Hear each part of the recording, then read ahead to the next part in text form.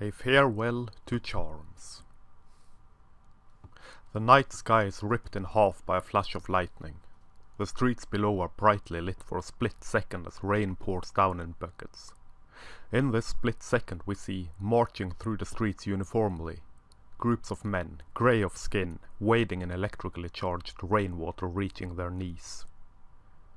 A torrential downpour from moody skies, vivid vivisections portrayed on monumental television screens anchored to cosmetically challenged grayscale buildings interspersed occasionally with the simple words, obey and submit.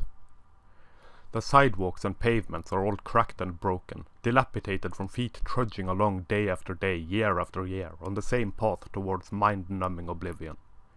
The wear and tear of mind and soul breaking monotonous routines. Left foot, right foot, onwards, ever onwards, towards the same uninspired goal. Whispers from loudspeakers anchored underneath the ground rise up, amplified through the water and through the bones and flesh of the men marching there, so as to emulate their own internal monologues in a bewitching sing-song voice of poisonous charm and thinly veiled contempt. A constant stream of sentences, fragmented, disjointed, yet somehow maintaining an illusion of internal consistency, as the core message remains the same, summed up in a coarse, hoarse, rude and rudimentary misconception of compassion. Some of you are all well and good, but you could still do better. Whispered in a seductive, alluring voice resonating through tides and times of evolutionary guidelines, being carried through the bloodstream of this marching group of men from their feet, through their balls and cocks, straight up into their brains, minds, souls. In brilliant, unsung unison repeated by the grey marching masses, we could still do better. Swiftly now, swiftly the water is rising, and as their arms move in splendid synchronicity with each other, we see the water evaporate from muscles and tendons rotting from external empathetic malnourishment, as the arms rise from the water and plunge straight into the water again, repeating the process over and over. And sweat flows down their faces in the cold air, a sweat born from constant toil and stress, not from warmth nor from heat, internally or externally. A anxious, cold sweat wiped away by the constant rain, emulating windshield wipers moving to the rhythm of the unseen whips constantly caressing their backs, leaving red and inflamed lines resembling dried-up riverbeds.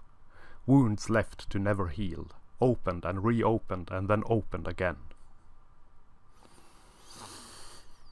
Confined to small spaces and small hours of sleep granted graciously by the powers that be, nailed to restless sleep in beds lined with lead, the whispered voices remain in concrete dreams and are absorbed by neurological impulses, ingrained falsehoods now internalized and taken as concrete truth. You and only you can do better. And then, what could be better?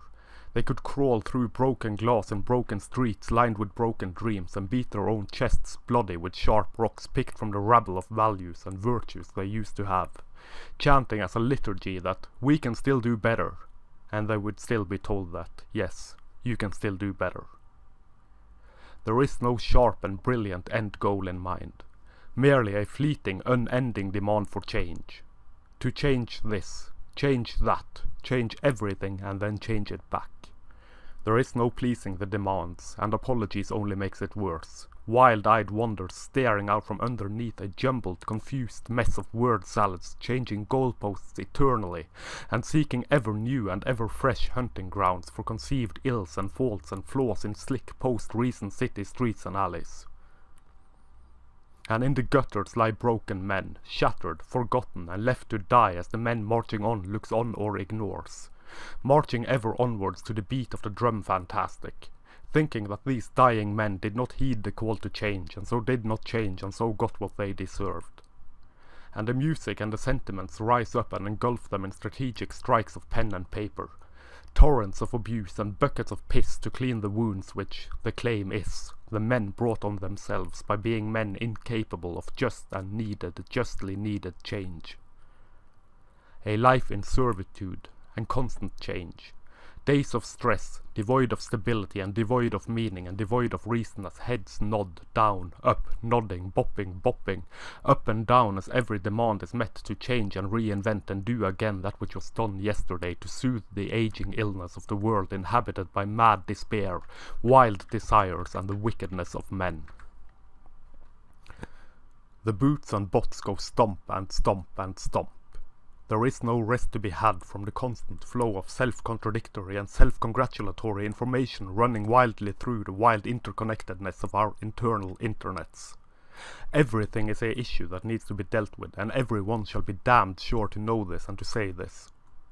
And all demands shall be met, and damn the demands that are already met, as they are damned near never met anyways, because it is proven it is never good enough. That demand belongs to yesterday. This demand belongs to the day. In absolute contradiction to the demands of yesterday, but still containing the same definitive shame and sentiment yesterday as today. So try and try again, and fail again, and be met again with the constant reminder of your moral inferiority and lack of compassion, of virtue and understanding, for refusing to change even as you do change, and even as the sweat pouring down your face is replaced with blood from open gashes in your forehead created by a mind rupturing from the inside due to the stress in attempting to understand the what and how and when and where, subsequently failing to submit to the change needed to be a good man.